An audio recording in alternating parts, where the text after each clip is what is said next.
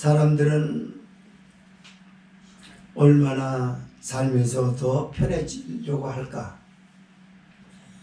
그 끝은 어딜까? 옛날에 우리 어머니들은 빨랫감을 가지고 빨래터에 나가서 돌 위에 빨랫감을 올려놓고 방망이로 내리쳐서 빨래를 빨았습니다. 비누가 귀한 시대였기 때문에 비누는 아주 극소량으로 조금만 칠하고 방망이로 내리치는 힘으로 뗏물을 뺐습니다. 농사도 그저 재래식 연장으로 소를 앞세워서 논밭을 갈고, 그리고 나머지 굳은 일은 일일이 사람의 힘이 투입돼서 이 일을 다 했습니다. 그러던 것이 세월이 좋아져서 세탁기가 빨래를 하고 건조도 시키고, 농사도 이제는 첨단 기계가 많이 나와서 너무나 기계를 가지고 손쉽게 농사를 짓습니다. 자동차도 기아를 변속하면서 운전하던 것이 이제 그 기어 자동 시스템화가 되어서 오토매틱이라고 하죠. 그래서 굳이 손으로 기아 변속을 하지 않아도 자동으로 자동차를 쉽게 운전할 수가 있습니다. 이제는 더 나아져서 자율주행도 가능하고 주차도 손쉽게 그렇게 사고 없이 하게 됩니다. 이제는 얼마 안 있으면 완전 자동 시스템화가 되게 되면은, 그때는 자동차에 올라타기만 하면, 목적하는 곳을 누르기만 하면 그곳까지 안전하게 태워줄 전망입니다. 이렇게 사람들은 너무나 편해진 생활에 익숙해져 버렸습니다.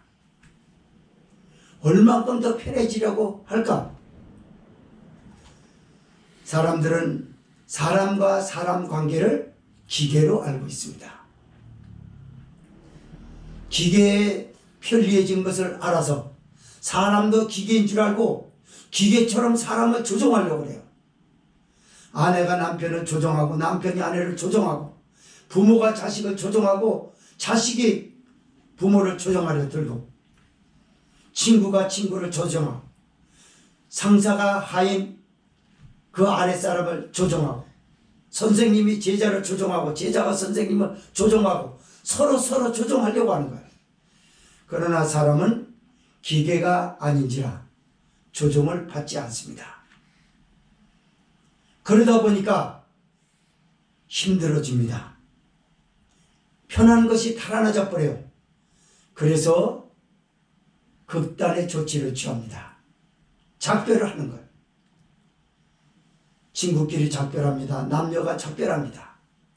직장을 떠납니다. 교회를 떠납니다. 부부가 서로 작별합니다. 부모와 자식 간에도 작별을 합니다. 일가 친척이 작별합니다. 그러면서 은둔 생활에 들어가는 거죠. 이런 사회 풍조는 결국 낳지 말아야 할 엄청난 사건을 초래하고 말았습니다. 자녀를 낳지 않아요. 결혼을 해도 자녀를 낳는 걸 불편하게 여깁니다. 자녀를 낳아서 뭐 하라는 것입니다. 이런 세상이 되어버려졌어요. 그러면 끝까지 이대로 방치되고 무슨 대안은 없을까? 생각을 해봐야 합니다. 대안은 성삼위 하나님입니다. 아멘. 대안은 예수님입니다. 아멘. AI의 첨단 기기가 대안이 아니라 예수님이 대안입니다. 아멘. 오늘 본서는 부활의 주님께서 나타나시기 전에 예수님이 십자가에 못 박혀 죽으셨다라고 하는 사건으로 인하여 그 다음날 제자들이 주님과 함께 누비던 갈릴리를 떠나 자기 고향으로 돌아갑니다. 특히 엠마오의 두 제자가 떠납니다. 슬픈 기색을 하고 떠납니다. 예수님을 쫓아다닐 땐 너무나 사는 게 편리했어요. 예수님 때문에 높아지는 것도 많았습니다. 예수님을 쫓아다니는 구름대 같은 관중 가운데 마치 주인공이 되는 것처럼 좋은 생활이 많았어요.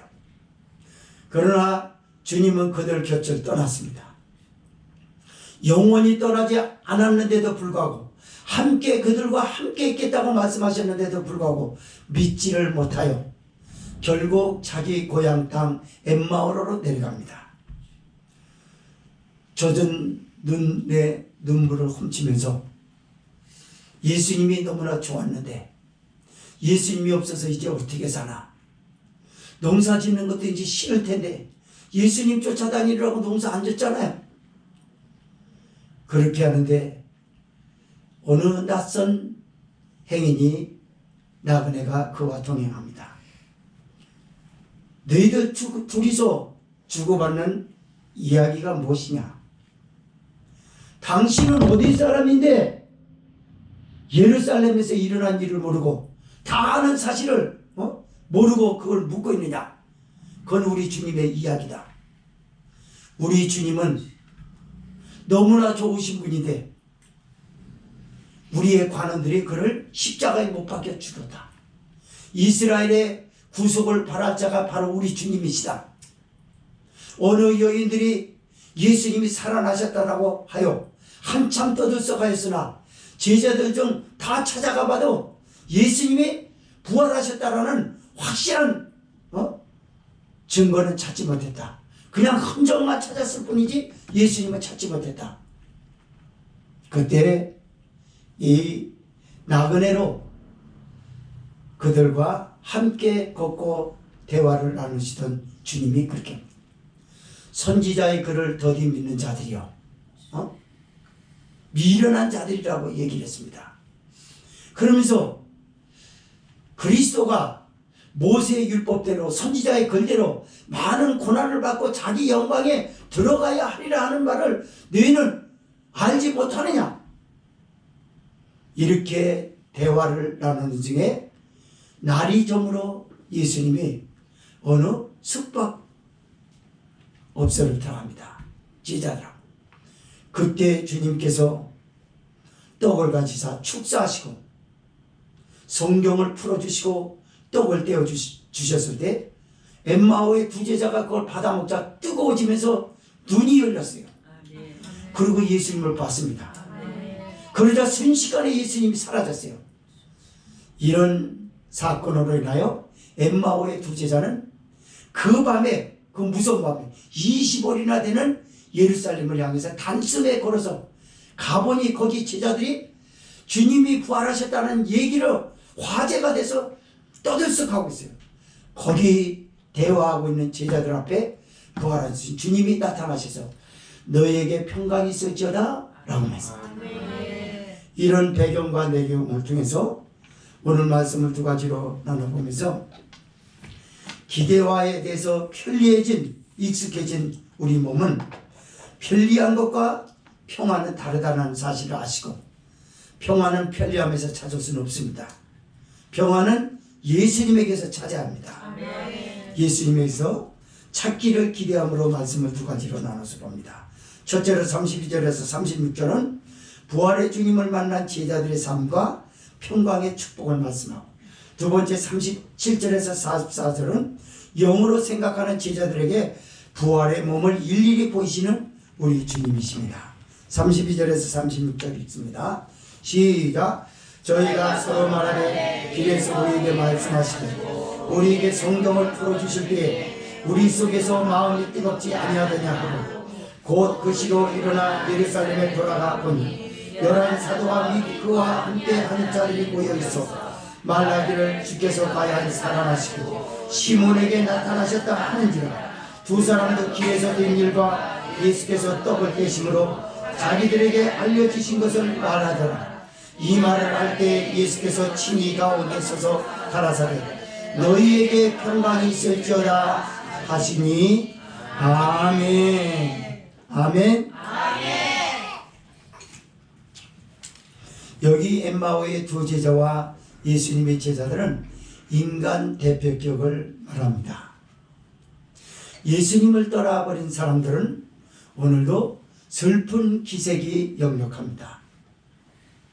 아무리 근사한 축제를 마련했어도, 작은 이벤트를 만들어서 서로서로 좋아한다 할지라도 웃음 그 뒤에는 슬픈 기색이 역력해요. 달려갈 만한 정도로 삶의 활기를 띠고 다름박질 하는 사람도 외로움과 처량함은 고스란히 안고 살아가요. 예수 그리스도를 떠나버린 사람들의 삶이 그렇다는 말입니다. 앞서 말씀을 드렸던 것처럼 세상이 얼만큼 더 좋아질지 모르겠어요. 그러나 점점 더 좋아지면 좋아질수록 그리스도를 멀리할 것이고, 그리스도를 멀리하는 세상엔 평안을 이 땅에서 찾을 수 없습니다. 평강과 평안은 예수님에게서 찾을 수 있는 줄 믿으시기 바랍니다. 제자들을 보십시오. 예수님이 죽으셨어요. 예수님은 이렇게 죽으셨다가 제3일에 살아나야 하리라고 제자들에게 말씀을 하셨습니다. 그러나 그 말씀을 잊어버렸어요. 잊어버리는 순간 불안이 몰려오기 시작합니다. 극도의 외로움을 느낍니다. 그러면서 먹고 살 걱정이 되는 거예요. 그게 모든 제자들에서 다 뿔뿔이 흩어졌어요. 엠마오의 두 제자는 더 슬퍼합니다. 시골 출신으로서 시골에서 농사 짓다가 예수님 때문에 행지한 줄 알았는데 그게 3년 반 만에 모든 것이 숲으로 돌아갔다는 것 때문에 너무나 상처가 깊었어요. 눈물을 훔치면서 서로 이야기합니다. 나쁜 놈들 같으니라고. 왜 우리 예수님을 죽이냐? 예수님이 얼마나 좋은 분이냐? 이렇게 얘기를 하고 있는데 거기에 부활의 주님께서 낯선 나그네 행인의 행색을 하시고 두 제자에게 투입이 됐어요. 우리는 성경에서 깊이 알아야 될 게 있어요. 우리 예수님과 천사는 사람을 꼭 보면은 존대하지 않고 반말합니다. 너희가, 네가 이러면서 얘기를 하거든요. 그걸 제자들이 알아차렸어야 됐어요. 낯선 행위는 절대적으로 서로 반발하지 않습니다. 그런데 주님이 너희가 주고받는 이 이야기가 무슨 이야기냐라는 것입니다. 제자들은 발끈합니다. 아니, 당신은 어디 사는 사람, 이게 예루살렘에서 일어난 일을 모른단 말이냐? 예수님은 모른 척 하시면서 그래, 무슨 이야기인데 그러냐? 얘기나 들어보자. 얘기해봐라. 우리 주님에 대한 이야기다.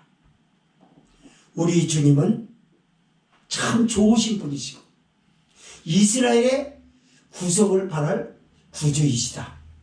그런데 우리 관원들이 그를 십자가에 못 박여 죽였고 그 주님이 살아나셨다라는 어떤 여인들이 이야기가 돌아서 그만 그 이야기 때문에 떠들썩해가지고 제자들도 함께 다 가서 찾아봤으나 부활의 주님을 만났다라는 사람은 아무도 없다.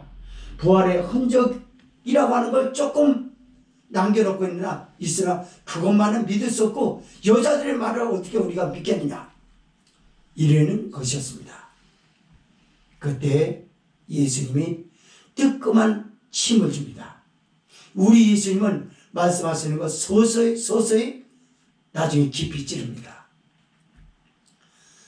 모세의 율법과 선지자의 그를 더디 믿는 미련한 자들이요, 그리스도가 모세의 율법대로 선지자의 글대로 많은 고난을 받으시고 자기 영광에 들어가야 하리라 라고 하는 말씀을 너희가 알지 못하느냐?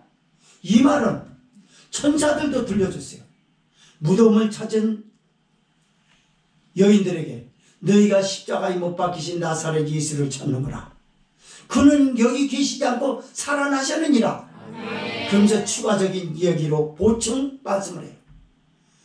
갈릴리에 너희와 함께 계셨을 때 그가 말씀하셨던 때를 기억해 보거라.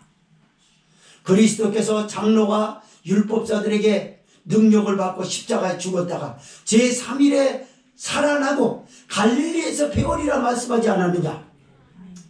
그 얘기입니다. 바로 그리스도가 자기 십자가의 고난을 당하였다가 자기 영광에 들어가야 하리라 라고 한 게 그 말이에요. 근데도 이 제자들은 모르고 있어요.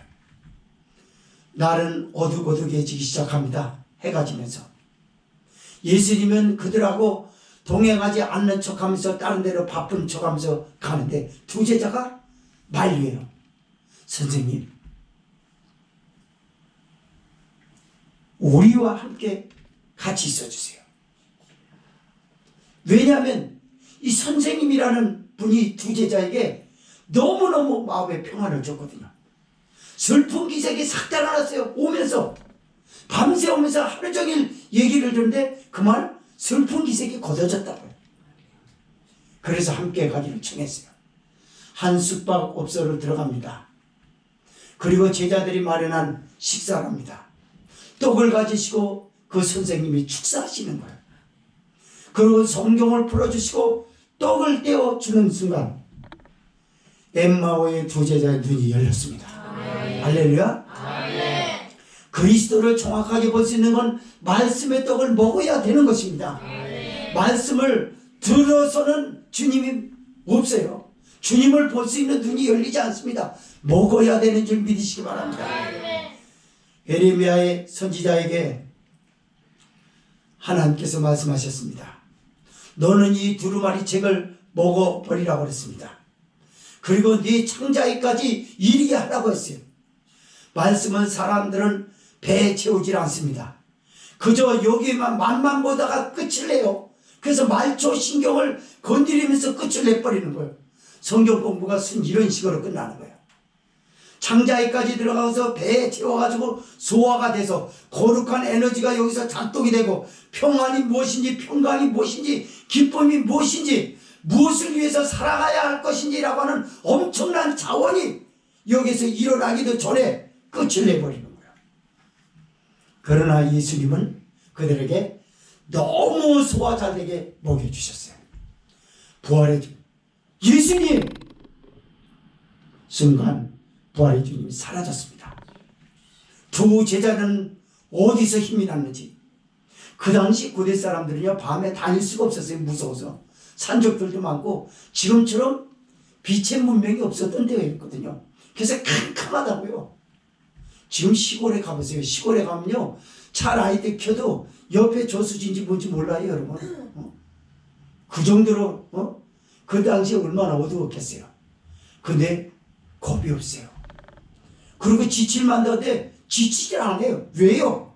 평강이 무엇인지 맛을 봤거든요. 예수님하고 온지. 그리고 예수님의 떡을 떼어주심으로 인해가지고 엄청난 거룩한 자원이 여기서 막 일어납니다. 충전이 되고 에너지가 막 넘치는 거예요. 차고 넘치는 거예요. 20월이나 되는 예루살렘으로 다람쥐를 성령은 지금 말씀하십니다. 당시에 예수님께서 제자들에게 말씀하시기를 너희는 예루살렘을 떠나지 말고 기다리라. 몇 날이 안 돼요 내가 성령을 너에게 선물로 주리니 라고 말씀하셨어요. 그러나 제자들은 다 잊어버렸어요. 그러나 성령은 말씀을 먹은 사람에게 생각나게 하십니다. 그리고 어디로 향하게 하냐? 예루살렘을 향하게 해요. 즉 교회를 향하게 한단 말입니다. 그의 생각이 교회에 없으면 그의 삶의 초점이 교회의 방향으로 맞춰져 있지 않다면 그는 하나님의 사람이 아닌 거예요. 그는 잘못 살고 있는 거예요. 방향의 기회를 잘못 받으면 그때부터 슬픈 기색을 띨 수밖에 없고 외로움과 고독함에 사로잡히게 말 것입니다. 교회를 다니면서도 불면증이 왜 생깁니까? 예수님을 믿는다라고 말하면서도 왜 외로움을 탑니까? 그 사람의 방향의 키가 잘못 잡혀서 그래요. 교회에는 다니고 있어요. 예수님을 믿는다라고 찬송을 부릅니다. 그러나 그의 촉각은 다른 데로 맞춰져 있어요. 주님과 교회에 있는 게 아니에요. 틈만 나면 바깥으로 나갑니다. 바깥에서 평강을 얻어보려고 그래요. 바깥에 와서 잊어버리질 못해요. 그래서 그는 불면증의 밤에 시달려야 되는 것이고 여러 가지 질병이 일어날 수밖에 없는 것이고 고독감과 외로움은 그래서 생기는 거예요. 여러분, 슬픈 기색이 생겼던 두 제자가 예수님과 함께 동행하면서 걸으면서 평강을 얻어가지고 슬픈 기색이 걷어지지 않았습니까? 그리고 지칠만도 하고 무서운데도 불구하고 20월이나 되는 그 예루살렘을 향해서 다른 박자를 칩니다.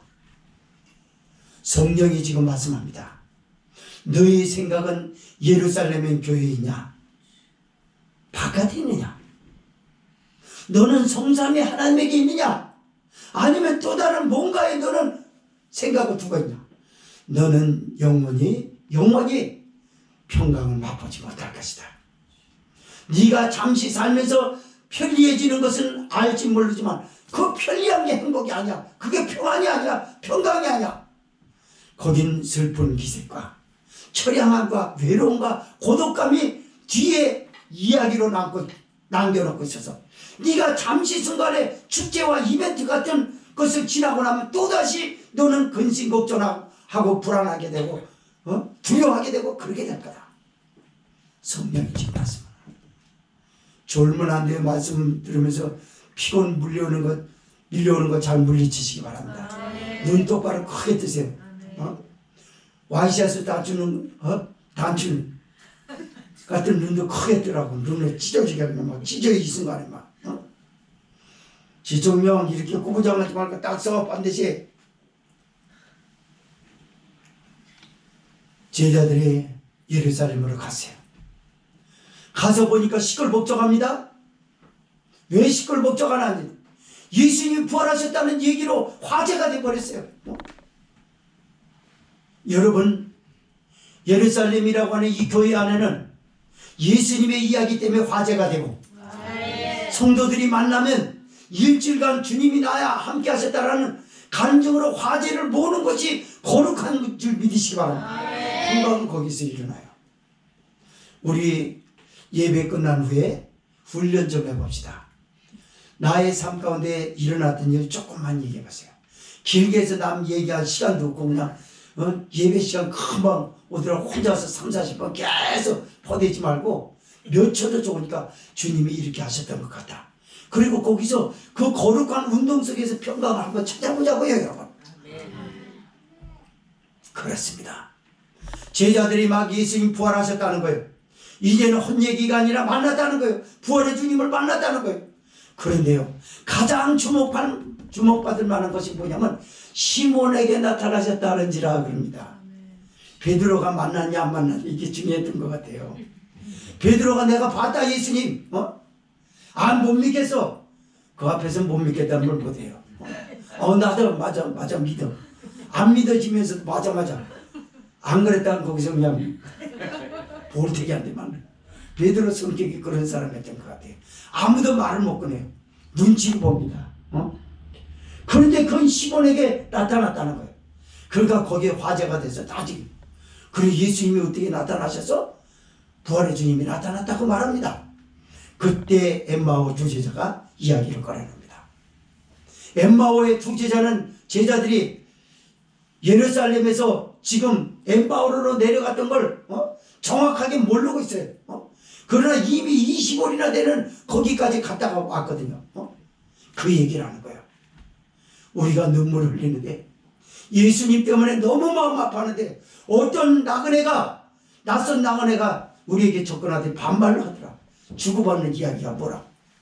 그래서 화가 나서 내가 예루살렘에서 일어나는 일이 우리 예수님이 십자가에 못 박혀 죽으신 일인데 어디서 온 사람인데 그건 모르냐.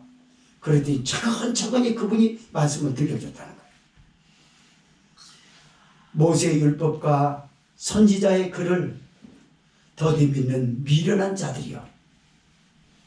그리스도가 모세의 율법과 선지자의 글과 모든 성경이 기록된 대로 자기 고난을 받고 자기 영광이 들어가야 하리라고 하는 말씀은 너희가 모르느냐.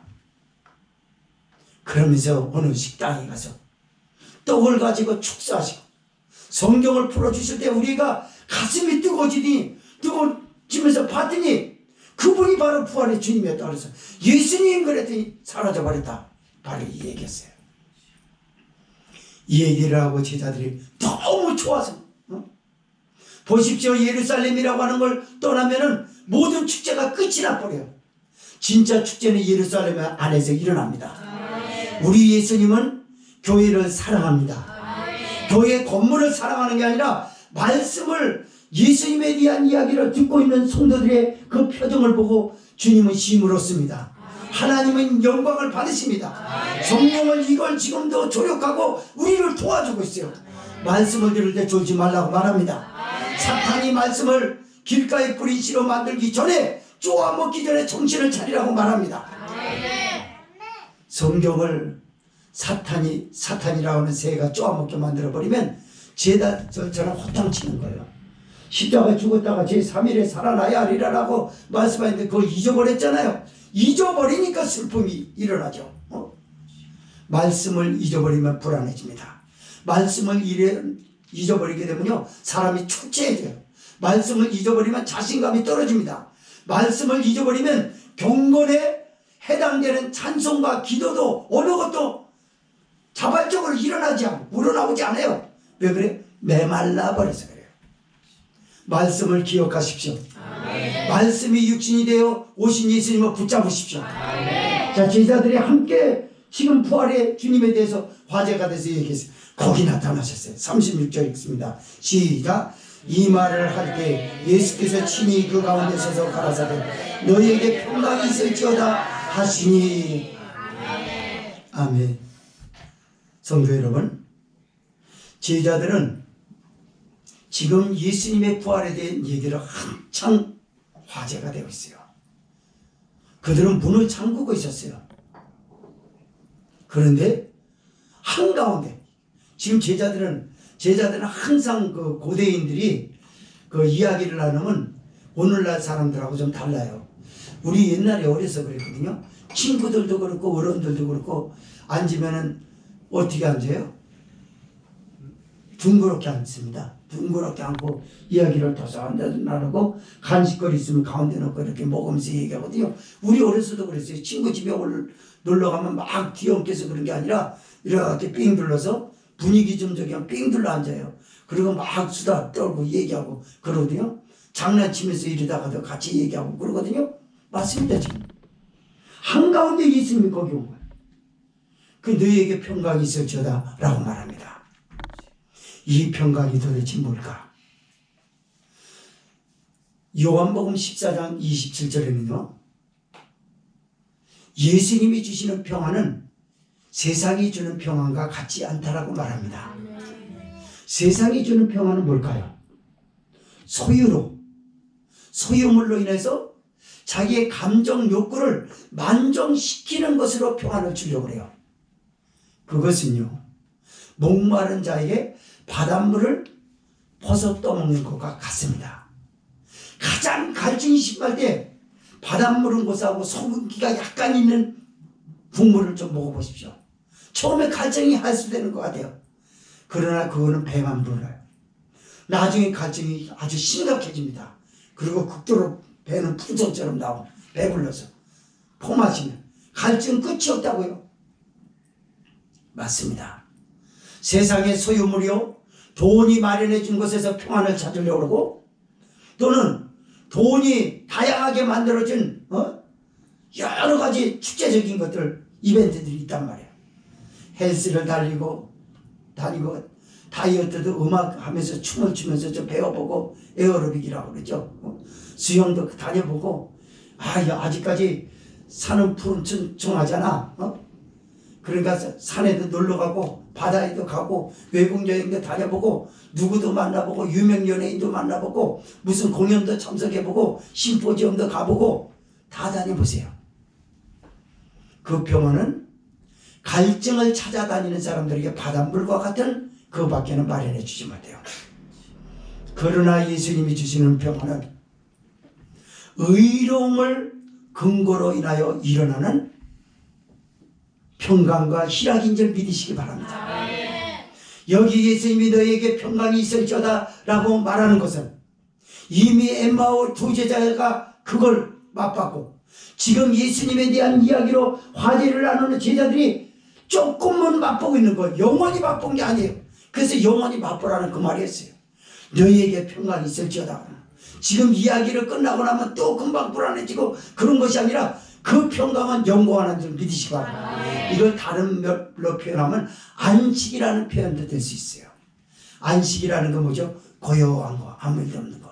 그리고 나만 느끼고 있는 뿌듯함, 나만 느끼고 있는 희락, 나만 느끼고 있는 그런 것들을 여기서 말씀하는 거예요. 이게 예수님이 주신 평안입니다. 교회에서 예수님이 주신 평안함이 이렇게 많은데도 불구하고 여전히 예수님 바깥에 평안이 있는 줄 알고 예수님께 구하는 것을 예수님 나와 함께 계셔 주세요, 하나님 나에게 은혜를 주세요, 이런 것보다 돈 사람들이 그렇게 말하려고 하는 게 뭘까요? 나를 더 건강하게 해주세요, 내 질병을 치료해 주세요 라고 하는 건 뭘까요? 그거는요 10중 8구는 바깥에서 평안을 찾으려고 하는 잘못된 사고에서 작동된 생각들입니다. 잘못 구하고 있는 거예요. 하나님의 은혜를 구하십시오. 영원히 잘된 것 같이 범사에 잘되고 강건하게 될 줄을 믿습니다. 두 번째 말씀입니다. 37절에서 44절 읽습니다. 여긴 영어로 생각하는 제자들에게 부활의 몸을 일일이 보이시는 주님입니다. 시작. 저희가 놀라고 무서워하여 그 보는 것을 영으로 생각합니다. 예수께서 가라사대 어찌하여 두려워하며 어찌하여 마음에 의심이 일어납니다. 내 손과 발을 보고 나인 줄 알라. 또 나를 만져보라. 영은 살과 뼈가 없으되 너희 보는 바와 같이 나는 있느니라. 이 말씀을 하시고 손과 발을 보이시나 저희가 너무 기쁨으로 오히려 믿지 못하고 귀히 여길 때 이르시되 여기 무슨 먹을 것이 있느냐 하시니 이에 구운 생선 한 토막을 드리며 받으사 그 앞에서 잡수시더라. 또 이르시되 내가 너희와 함께 있을 때 너희에게 말한 바 곧 모세의 율법과 선지자의 글과 시편의 나를 가리켜 기록된 모든 것이 이루어져야 하리라 한 말이 이것이라 하시고 라고 합니다. 제자들은 너희에게 평강이 있을지어다 예수님이 이렇게 선언하니까 갑자기 두려워합니다. 왜 두려웠을까요? 제자들은 분명 아직까지 사내들인에서 고용한 폭도들이 문 밖에 있어요. 밀고자가 엿들을 수 있어요. 그래서 문을 잠그고 있어요. 문 안 열어주려고. 문 잠그고 있는데 온 거예요. 자, 예수님이 엠마오의 두 제자를 만나주시고 다른 제자를 일일이 만나주셨을 땐 이런 공간 아니었죠. 바깥이었어요. 그래서 이건 가능한데 처음 경험해 보는 거예요. 제자들 개개에게 나타내 보이신 것과 다르게 제자들이 함께 모여있고 문이 잠겨 있는데 거길 들어온 거예요. 그 제자들이 그런 거예요. 무서워하면서 영이라세요. 저건 귀신 같다.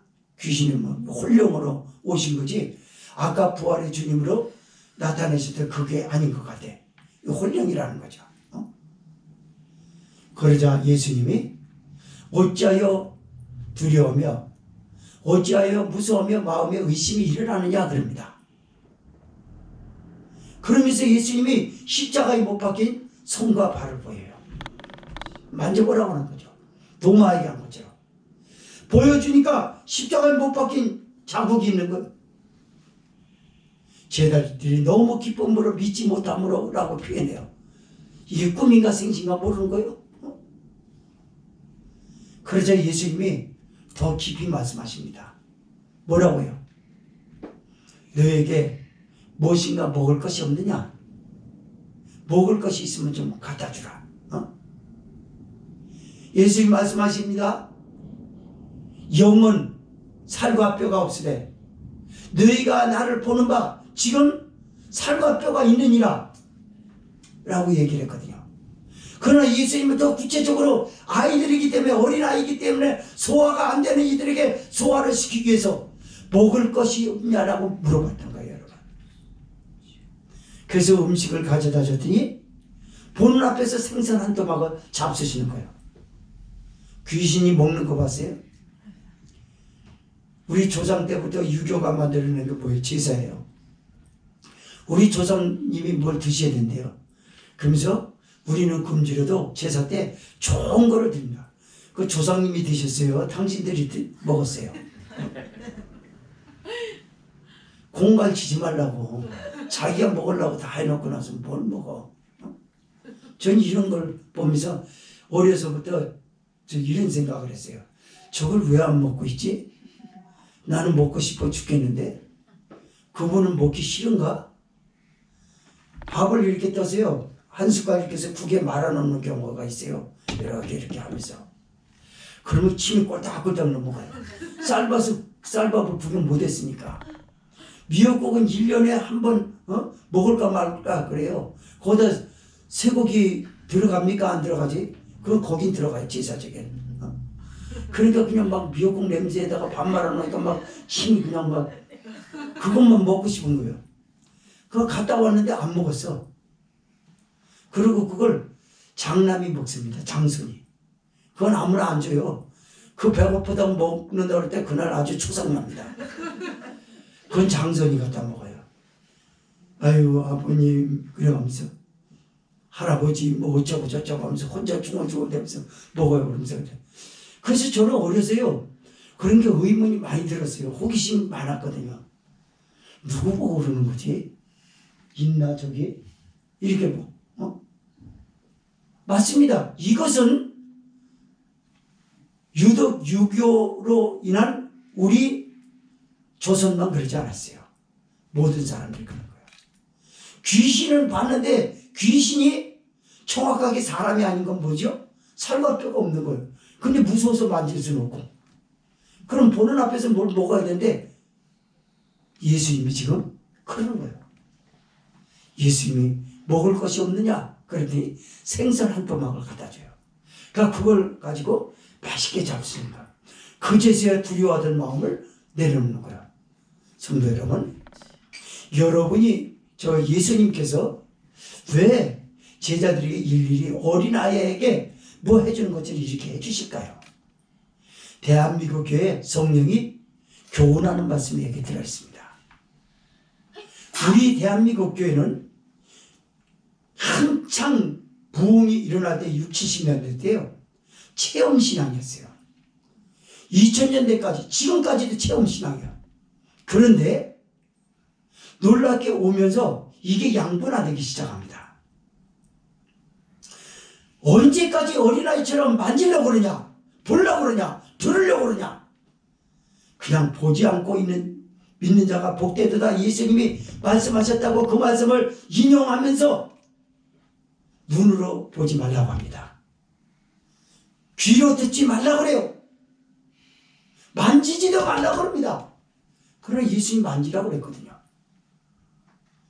만져야 평안이 있습니다. 네. 자고로 우리 기독교 신앙은요 체험신앙이라고 성경이 그러는 거예요. 하나님의 말씀을 전하면서 여러분은 주님을 보려고 들지 말고 만지지도 말고 그분의 음성을 들으려고 하지도 말고 그냥 믿으세요. 이거는 너무 허무맹랑한 말입니다. 거기는 굉장히 위험한 말이 들어있어요. 우리 예수님은요, 예수님이 이 땅에 오심으로 인해 가지고 하나님의 임마누엘로 함께 계시는 시대가 되어버렸어요. 그래서 영이신 하나님을 보고 싶었는데 하나님이 영인데 볼 수가 있어야죠. 그래서 영이신 하나님의 신성을 입고 육체를 입고 오신 분이 하나님의 아들 예수님이십니다. 그래서 하나님 보고 싶다고 하니까 보여준 거예요. 보여준 것으로 끝났나요? 아니요. 제자들과 함께 다녔어요. 함께 식사를 했어요. 함께 잤어요. 함께 이야기를 했어요. 잘못했을 땐 꾸중하고 잘했을 땐 칭찬해주고 야단 맞고 시무룩한 제자들을 일일이 안아주셨어요. 오버이처럼. 이건 임마누엘이거든요. 그러나 그 주님이 부활하셨어요. 부활하심으로 그들 곁을 떠났습니다.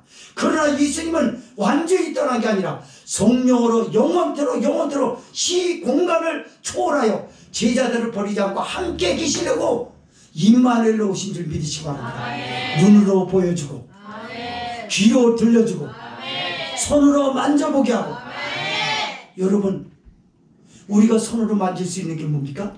기도해서 응답하는 거잖아요. 하나님 계신 게 맞네? 그럼 만져줘야죠. 아픈 거 만져줘야죠. 눈으로 보여야죠. 앞이 캄캄하고 불투명한 미래를 보면서 근심 걱정이 안겠잖아요. 힘을 하죠. 근데 그때 주님이 영적인 눈을 열리, 그리고 미래를 볼 수 있는 성견지명을 갖게 하시고, 그리고 기쁨을, 이게 주님을 본 거 아니에요. 음성을 들려줘야, 답답하고 세상의 시끄러운 소리만 나에게 들려주고 안 좋은 소리만 들려주고 내가 하는 일마다 안 된다라는 그런 소리만 들리는 세상 가운데 된다라고 하는 소리가 들려줘야 될 거 아니에요. 주님은 들려주십니다. 이게 임마누엘이라고요. 그러면서 성경을 예수님이 보지 않고 믿는 자가 복되도다라고 도마에게 한 얘기와 지금 이 말씀은 다른 말입니다, 여러분. 그러나 예수님의 말씀을 곡해하고, 그러면서 너무 우리 기독교가 체험신앙으로 해가지고 자꾸 체험하다 보니까 방언을 자꾸 얘기하고 예언을 얘기하고 신의 은사를 얘기하고 그런다는 거예요. 당연히 해야죠. 성령이 오시고 나서 그게 됐다고요, 여러분. 고린도전 후서가 성령 이후의 사건 아닙니까? 성령이 오시고 나 때부터 계속 일어난 사건이에요. 예언을 해야죠. 방언해야죠. 신의 은사가 있어야죠. 다만 예수님의 이름으로요. 그리고 교회의 덕을 세워야죠. 한 사람에게 치중되게 만들어서 안 되는 거예요. 그게 교회의 덕이 돼야 돼요. 그래서 주님이 계셨기 때문에 가능했습니다 라고 말해야 되거든요. 이런 임마누엘을, 하나님을 굳이 영으로 계신 하나님으로 차단시키려고 하는 그런 운동이 지금 많이 일어나고 있어요. 기독교 TV를 들어보세요. 체험신앙 위험하다고 말합니다. 한두 번 들은 게 아니에요. 체험신앙이 없으면 죽어요, 우리는. 하나님의 계신지 안 계신지 정확하게 우리가 어떻게 알겠냐고 말이에요. 말씀이 계셨기 때문에, 계신 말씀으로 육신이 돼서 오신 우리 주님께서는 우리의 삶에 그대로 보여주셨고 그대로 만지게 하셨고 들려주시는 줄 믿으시기 바랍니다. 지금도 쉬지 않고 들려주신다고요. 그래서 예수님이 제자들에게 그때 부활의 주님이 살과 뼈를 이렇게 손을 보여주셨으면 되지 먹을 걸 왜 저기 합니까? 나는 너희하고 영원히 있어, 영원히. 주님은 성령으로 여러분을 떠나지 않고 계십니다. 주님이 안 계신가라고 생각하는 건 죄가 우리를 속이고 있는 거예요. 예수님은 안 떠나요. 회개하면 주님이 여기 계신 거 알 수 있어요. 맞아요. 그래서 이 주님을 매일매일 체험하라고 아이들한테도 방언을 자꾸 얘기하는 게 그거였어요, 여러분. 여러분 성도들이요, 체험신앙이 되시기 바랍니다. 맹목적으로 믿지 마세요. 구한 것을 응답 받으세요. 그리고 하나님은 당당히 살아계시다고 사람들 앞에 간증하세요. 보여주세요. 이렇게 말해야지. 어찌 만지지도 말고 보지도 말고 귀로 듣지 말고 말씀 있는 대로 믿으라. 말씀 있는 대로 믿는 게 보고 듣고 만지는 거 아니겠어요? 이상한 소리를 너무 많이 해요. 그런데 현혹되지 않기를 바랍니다. 그래서 성령이 교회에게 말씀하는 거야. 왜 니들 방식으로 양분화 시키려고 그러냐? 하나님의 주님을 만나야지. 그 고요한 음성을 들어야지. 그래야 살 거 아니냐? 만져야지. 아픈 몸 만져주셨다라는 것으로 인해서 건강한 몸이 돼야지. 가난한 집안에 하나님이 계셔서 축복해 주셨다라는 것, 손으로 만져진 것을 사람들에게 보여줘야지. 이게 하나님 계신 게 아니냐? 맞습니다, 여러분. 이런 예수님이십니다. 그래서 임마누엘로 제자들 앞에 보여줘서, 예수님은 제자들과 함께 있었을 때요, 함께 식사하시고 함께 자고 함께 생활을 하지 않았습니까? 근데 항상 시공간이라는 게 있어요. 11명의 제자들 일일이 다 이렇게 매일매일 이렇게 하나 계속 영원히 그렇게 하지 못하잖아요. 그래서 영원히 있고 싶어서 십자가에 죽으셔야 했고 부활하신 줄 믿으시기 바랍니다. 그러나 성령으로 다시 오셔서 제자들과 함께 있고 저와 여러분 예수님을 구주로 영접한 교회에 영원토록 계시려고 주님은 십자가에 죽으셨다 부활하신지 믿으시기 바랍니다. 44절 읽고 정리하겠습니다. 시작. 또 이르시되 내가 너희와 함께 있어되 너희에게 말한 바 곧 모세의 율법과 선지자의 글과 시편의 나를 가리켜 기록된 모든 것이 이루어져야 하리라 한 말이 이것이라 하시고라고 하지 않습니까? 이거 임마누엘 말하려고 하는 거예요. 구약 때부터 임마누엘을 하셨어요. 영이시 하나님 보여달라고 그러니까 그래 내가 여기 있다. 그게 출애굽 사건 아니에요. 홍해 바다가 어떻게 갈라져요? 그리고 이스라엘이 통과하고 하나님의 안 계신 분은 이스라엘만 통과하고 바로도 쫓아왔어야죠. 바로가 올 때 어떻게 했어요? 수장을 시켰잖아요. 그거 하나님 살아계신 거예요. 보여주고 만졌잖아요. 이스라엘 보여주고 만진 거에 대해서 찬성을 했어요. 모세의 지팡이에 무슨 힘이 있었습니까? 모세는 그냥 하나님이 시킨 대로 했을 뿐이에요. 역사는 하나님이 계세요. 그게 하나님이라. 예수님이 그 얘기를 하고 있어요. 그리고 선지자의 글. 선지자의 글은 뭡니까?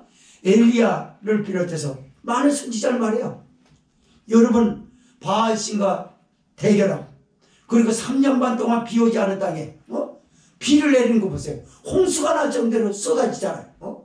그리고 하나님이 살아계신다. 선지자가 하나님이 어딨냐라고 궁금증을 가졌던 이스라엘과 이방인들 앞에 여기 계시다 하나님이 보여주지 않느냐.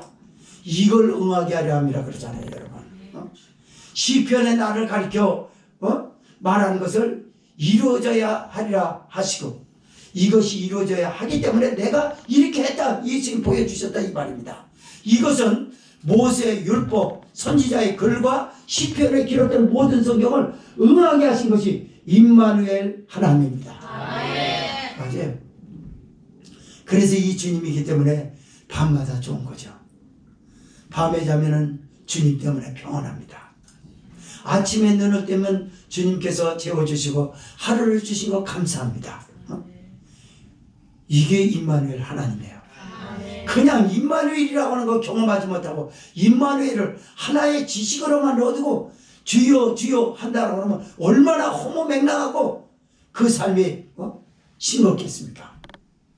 그러나 주님이 살아계시기 때문에 눈으로 봤고 손으로 만졌고 귀에 들려주고 앞으로도 만져야 될 것들이 많고 들어야 할 것이 많고 봐야 하기 때문에 주님은 영원히 우리에게 임마누엘 하나님으로 성령으로 오셨다는 사실을 아시고 이 안에서 평강과 행복을 마음껏 누리시기를 주의 이름으로 부탁을 드립니다. 동성으로 기도합니다.